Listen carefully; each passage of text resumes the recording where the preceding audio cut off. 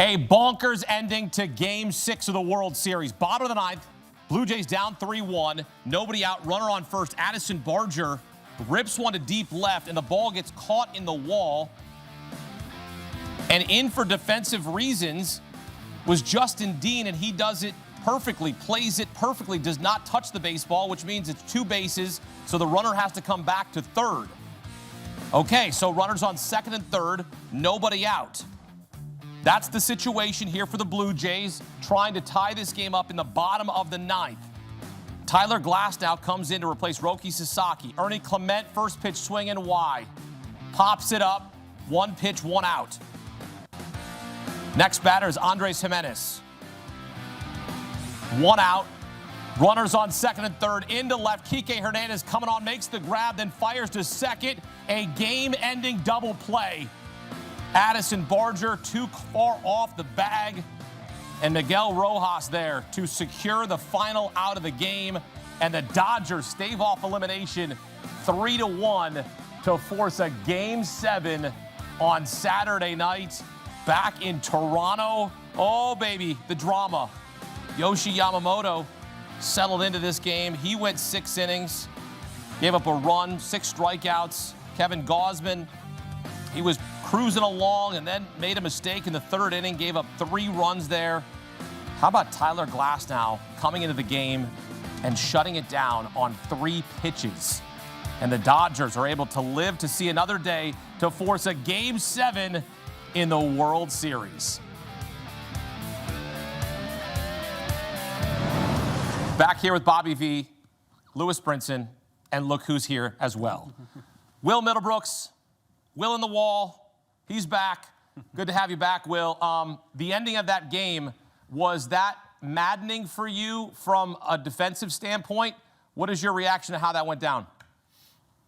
So, well, first off, Dean did a tremendous job not panicking, right? He just comes in the game. Lewis will tell you this. You come right into the game, even if it's a regular season game, and the adrenaline's up, the heart's beating out of your chest. But this is Game 6 of the World Series. And the ball, there's a tremendous play for that ball to hit the wall, stick in it, and him not panic and just go grab it and throw it in.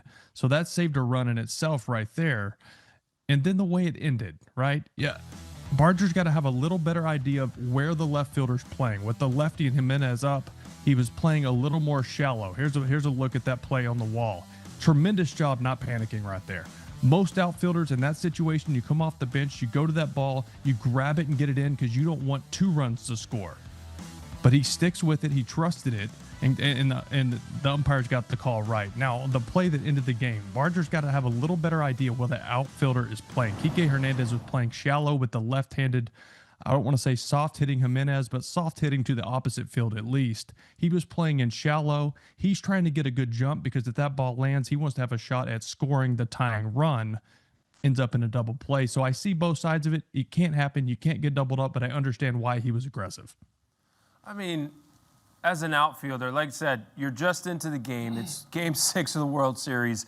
Adrenaline's pumping. You know you can't let anything fall. You're in the game for defensive purposes, but like Will said, as an outfielder, anything wedged, anything that hops over, a fan touches it, anything, I'm throwing my hands up. Did that ever happen to you during your career? Yeah, a ball has gotten wedged under a fence or under the padding of a wall or something. It bounces over, hits something outside of play that maybe the umpire can't see. I'll let the replay kind of decide it. But immediately, as an outfielder, they tell you, anything wedged, if you have to reach under anything, throw your hands up immediately. That was a great job by Justin Dean to not panic, like Will said. Throw your hands up in that situation. The game can speed up on you really, really fast. And then the Barger, man, you got to know where the outfielders are before the ball is hit. You have to. And as Bobby is a manager, that kills, that eats at a manager's soul right there. It was a tough one. Game. And, you know, Kike being in left field, he feels this ball off the left, throws it off the right like he was coming in like Will Middlebrooks on a bunt at third base. Yeah. I mean, he just came in and knew what he was doing. It was a one-hop, great catch by Rojas at second base, and you have to give him that assist, and then he had another, or that put out, and he had another assist in the game that was very, very good for Rojas. Yeah, he had a bare hand put out at first base. Miguel Rojas paying off here for manager Dave Roberts putting him into the game. And look, when you talk about these situations, right, people in Toronto will go, well, wait, why does our wall look like that? Why doesn't the padding go all the way down to the base of the dirt or the turf in situations, right? Fans will think about that. Every ballpark has different dimensions. Every ballpark has different nooks and crannies, but those sometimes are the ones that the differences between games. And Will, you know, because you played at one of the most wild ballparks in baseball in Fenway, the bounces, the ball bounces this way. But you want to talk about a ball bouncing a bad way for Toronto? The ball gets lodged there, it's a ground rule double. It bounces around, there might be 2 runs. We might be still playing right now. Yeah, and that's not something that's going to change. Every stadium that has padding at the bottom of the fence is like that. If you look at that, it's almost flush. It's maybe half an inch, but it's just it's like a 1 in a 10,000 chance, probably maybe less than that. I mean, it just hits the very bottom where it compresses and sticks in the bottom like that. I mean, the chances are so low. I mean, I haven't seen that happen any other time this year. So for it to happen in this spot in Game 6, in that situation where you want runners to score and that keeps them from scoring, it's mind-blowing. I think you used the word bonkers already a few times in this series. I'll add that to it. Well, the Blue Jays were just 1 for 9 with runners in scoring position in this game. They were not the Blue Jays that we had seen. And look, the Dodgers, they had not been good in these situations when trailing 3-2. They were 0-7 all time. They're able to bounce back. And Lewis, it comes down to that 3rd inning, right? I mean, that was the mistakes that were made by Kevin Gausman. You want to talk about Will Smith coming up big on the splitter, the RBI double, and then my guy Mookie Betts finally breaking through to make it a 3-0 game. And Lewis, I want you to go through this at bat with Mookie because he finally timed things up. He finally got a pitch that he liked and drove it into left field. Yeah, first of all, like what an inning for the Dodgers, right? This whole World Series, we've been talking about the Dodgers offense, been talking about how they couldn't get the timely hit, couldn't get something started. And Tommy Edman starts them off, ambushing a fastball, gets on top of it, shoots it into right field. And then you got the intentional walk by Ohtani. You got Will Smith with the RBI double, and then Freddie Freeman with a good walk. And then with Mookie, this at bat by Mookie, hard, Gausman's throwing hard. Gausman knows that Mookie's timing's off. He also knows that he's been swinging on top of that splitter. At the same time, Mookie makes the adjustment, and I noticed it in that at-bat. He started a little earlier and got that foot down and got on top of that fastball because he was fouling some fastballs off up in the zone. They were shooting him up in the zone, finally gets on top of that fastball. What a good moment by Mookie. I think as a former player, you exhale for a guy like Mookie that's been struggling, that's been fighting and grinding, trying to find his way, and he gets the biggest hit of the ball game. And we said it. Mookie's probably going to, you said it. Yep, I did. I said he'd be the player of the game. Probably going to get the biggest hit for the Dodgers today. I said he'd be the player of the game, Will. What did you see in that at bat? Yeah, he was just more on time. And we've talked about him being late ad nauseum at this point. And being on time doesn't mean he's going to be early on the split. It means his head isn't moving when the ball's in decision-making zone and he sees the ball better, right? Even on the takes, even on his swings and misses, he was much more on time. You could see him there. He's picking it up. He's not looking for the splitter, so he took it. He was swinging at those splitters if this was a couple days ago because he wasn't picking up the ball out of the hand. That's a fastball up and in at 96 miles an hour. If you're not on time, you're fouling that off, you're breaking your bat, or you're swinging and missing. He made the adjustment. He's a professional. This is what he does. It was a matter of time before he got a big hit. Yeah, it was a terrific inning for the Dodgers. I'm just wondering about Gausman. I hate to say it, and I know you guys and everybody else always says you got to throw some fastballs. Well, they weren't hitting his split. One time, Smith hits a double down left field line, and then he gets beat on fastballs. I can't believe what I was seeing. His split was unhittable tonight. He was striking people out. He was getting swings and misses, and he gets beat on his fastball. Why is he throwing the fastball?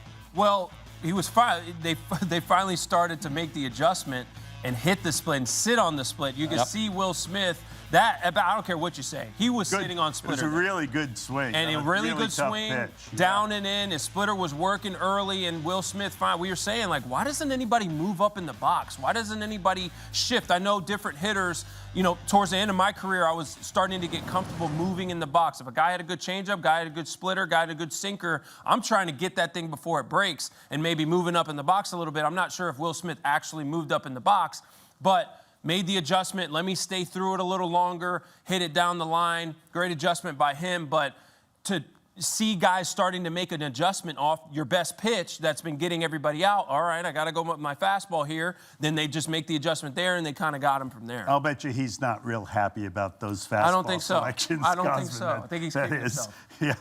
Yamamoto settled in, and you saw him at one point, Bobby, get distracted, right? A fan runs on the field. A fan runs on the field. He gets a little rattled, but he's able to kind of lock back in. What did that tell you about him in that moment?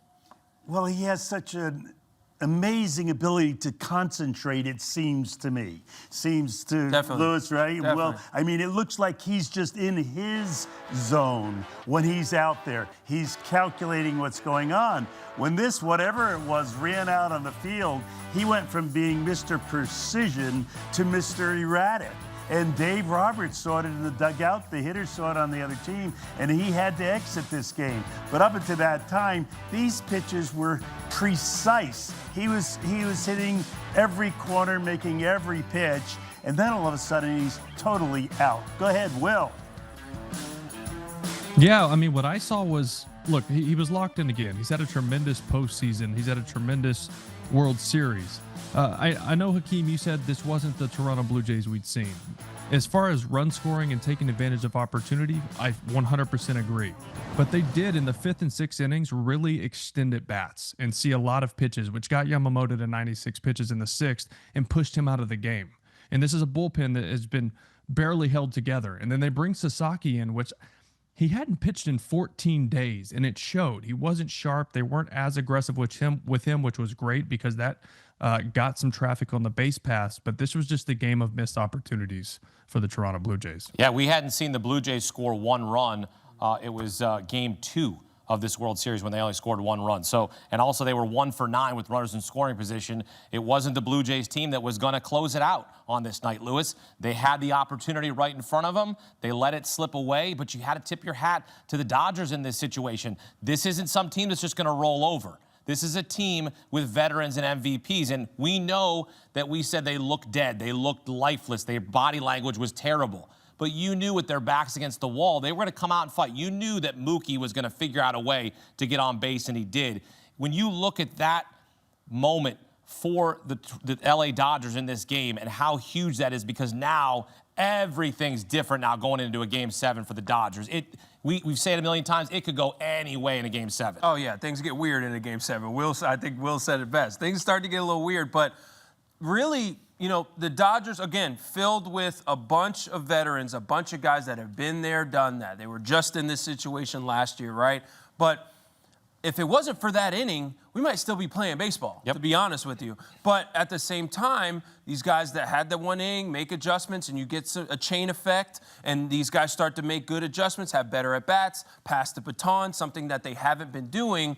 But again, you got to tip your cap to Yamamoto. He's the guy he's been your glue guy, he's been your ace this postseason, really this year, and he held the Blue Jays at bay. And, the Dodgers took advantage of the one opportunity that they really did have. And then the Dodger bullpen, Robleski, started to come in and get some big outs for them. But tip your cap to Yamamoto, man. He held these guys at bay. Even when the fan did run out on the field, you start to see him get a little erratic. They're not used to that in Japan. That just does not happen in Japan. That happens sometimes over here. Yep. You could see in his face, it's like, what's going on? What's going on here? Right. Like starting to short circuit a little bit, but he held it together, got through, obviously got taken out. But yeah, I mean, tip your cap to him. He held the Blue Jays at bay. Will, what did you see from Yamamoto in that moment? It's bottom 6, right? That's probably his last inning. Potentially, he gets a little rattled, but he's able to lock in, gets a strikeout on the splitter to end the inning on Varsho. Yeah, I'm smiling because I had a game in Toronto where I had a fan come on the field and try to give me a hug. It was the 8th inning. Concessions had closed, but he found his way there enough before that 8th inning, and he got about 3 feet from me. I was just going to give him the hug at this point. He seemed like a nice guy, and he got tackled like 2 yards in front of me. But look, he locked it in. I mean, you guys covered it. He has this, Bobby, you said it. I mean, he has this special ability just to lock it back in. We've seen this in multiple starts. We've seen this throughout the year, obviously in the postseason when things happen, give up a hit, a walk here or there, which he hadn't done much of. And then he locks it back in. So this is their guy. This is their ace. And he did exactly what he needed to do, even though he only was able to go 6. Will Middlebrooks, Lewis Brinson, Bobby Valentine here on CBS Sports HQ. Trick or treat, we've got a Game 7.